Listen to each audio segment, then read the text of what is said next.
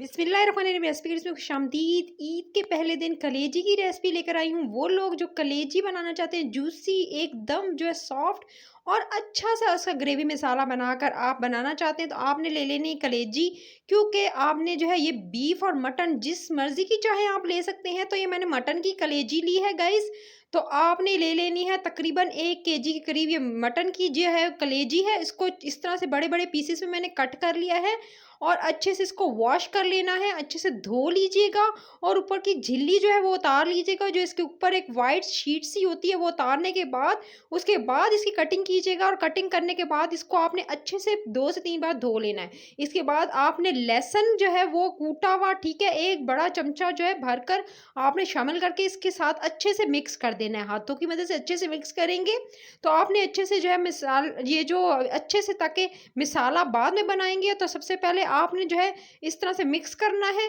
क्योंकि आप चाहते हैं कि आपकी कलेजी सख्त ना हो, जूसी रहे, एकदम सॉफ्ट रहे। तो इसके लिए एज इट इज़ आप टिप्स फॉलो करते जाइएगा। लहसुन शामिल करने के बाद आपने इसके अंदर 2 टेबलस्पून भरकर सिरका डालना है। सफ़ेद वाला सिरका, वाइट विनेगर आप ऐड करेंगे और उसको भी आप अच्छे से जो है मिक्स कर लेंगे।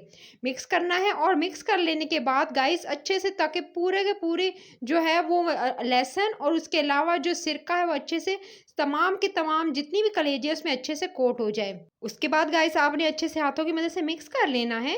क्योंकि अगर आपकी चाहते हैं कि आपकी जो बिल्कुल सॉफ्ट और जूसी बने और एकदम सख्त ना हो, तो उसके लिए आपने जो है इसके अंदर अच्छे से जो है वो लहसुन और उसके अलावा सिरके को अच्छे से मिक्स करके आपने 10 से 15 मिनट छोड़ना है।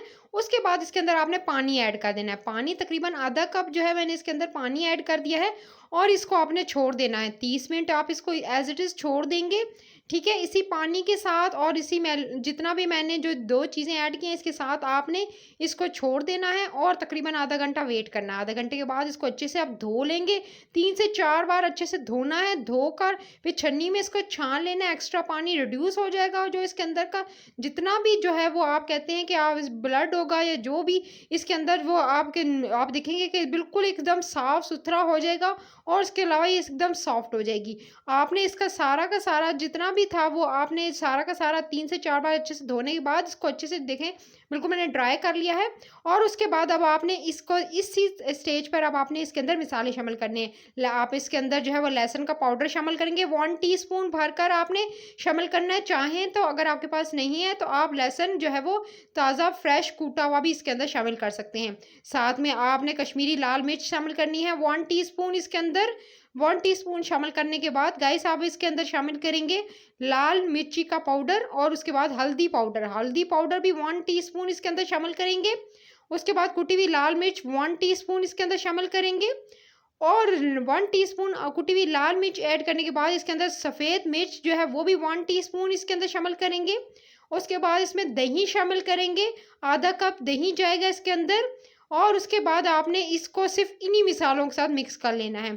आपने अच्छे से इसको मिक्स कर लेना है और मिक्स करके ताकि एक अच्छी सी जो है वो कोट इसको अच्छे से आपने पूरा पूरा मिक्स करना है। अच्छे से मिक्स कर लीजिएगा दही के साथ। दही ज़्यादा इस्तेमाल नहीं करेंगे, सिर्फ मैंने हाफ कप शामिल किया, यानी तकरीबन 2 से 3 बड़े चमचे जो दही के थे। और अच्छे से फेंटा हुआ दही इसके अंदर शामिल करना है, ताकि आप इसके जो है आपने सिर्फ अच्छे से पहले इसको विस्कर की मदद से फेंट लीजिएगा, फिर इसके अंदर शामिल कीजिएगा। फिर सारा का सारा जो है इस तरह से मिक्स कर लेंगे। चम्मच की मदद से आपने मिक्स कर लेना है और आपने इसको तकरीबन रख देना है 15 से 20 मिनट के लिए। 15 से 20 मिनट तक इसको एज इट इज़ छोड़ देंगे मिसाले के साथ ही, ताकि अच्छे से मैरिनेट हो जाए। 15-20 मिनट के बाद जी ये देख सकते हैं मैंने इसको जो है 15-20 मिनट के बाद फ्रिज में रख दिया था। उसके बाद निकाल लिया है और आधा कप ऑयल कढ़ाई में शामिल करके और इसके अंदर ये मैरिनेट की हुई जो मैंने कलेजी थी वो इसके अंदर शामिल कर दी है।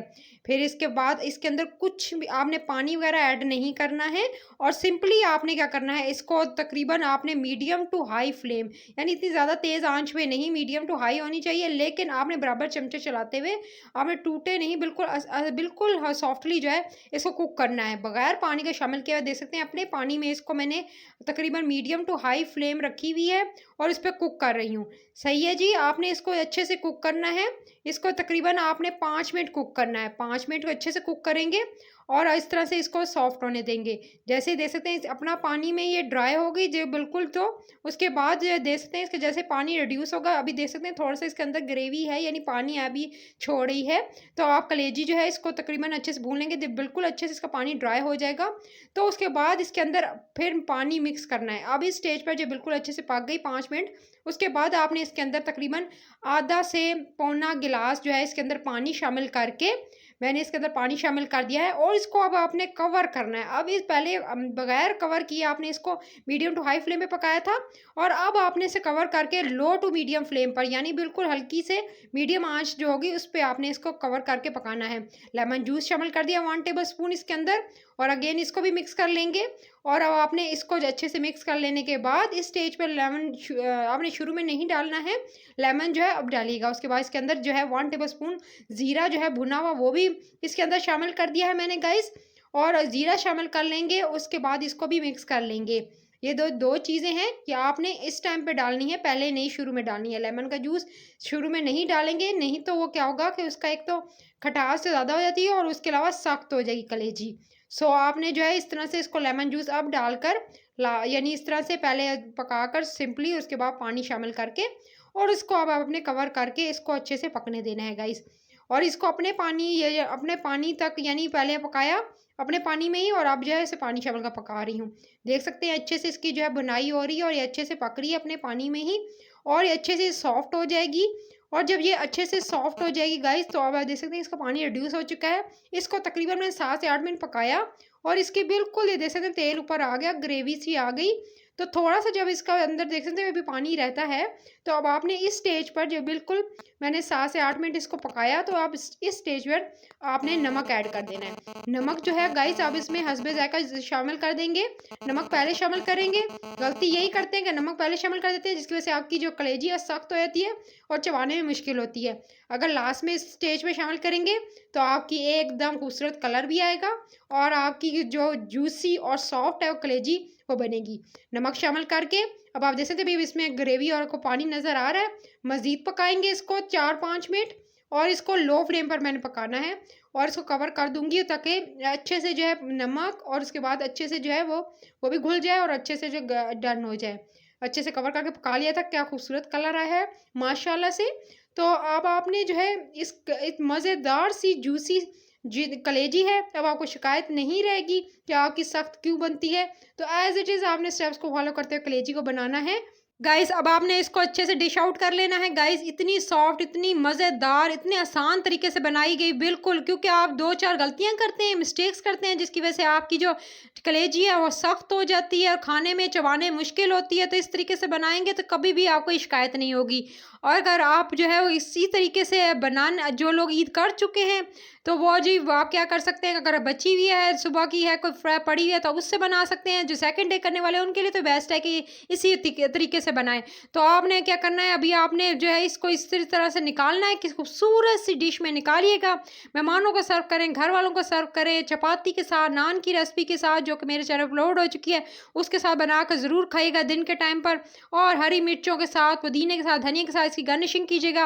रेसिपी करी चैनल को सब्सक्राइब करना नहीं भूलना है, आपने बेल आइकन को प्रेस करना है ताकि जो भी नई वीडियो आए तो उसकी नोटिफिकेशन आपको जल्दी से मिल जाए, क्योंकि डेली मैं अपलोड करूंगी। बिल्कुल एकदम जो है बकरा ईद से रिलेटेड जितनी मज़ेदार रेसिपीज हैं आपके लिए डेली लेकर आऊंगी। तो आपने जुड़े रहना है। रेसिपी करी चैनल को सब्सक्राइब करते हुए लाइक का बटन दबाना है, और शेयर ज़्यादा से ज़्यादा लोगों को करना है, ताकि वो भी अपने घर में मज़े मज़े खाने, कबाब की रेसिपी, मटन से रिलेटेड, उसके अलावा आप बीफ पुलाव, मटन पुलाव, उसके अलावा बिरयानी की रेसिपीज, तो आपने एंजॉय करते रहना है। और रेसिपी करी चैनल को सब्सक्राइब करना है, ज़्यादा से ज़्यादा लोगों को शेयर करना है। अपना ख्याल रखना है। Take care. अल्लाह निगहबान।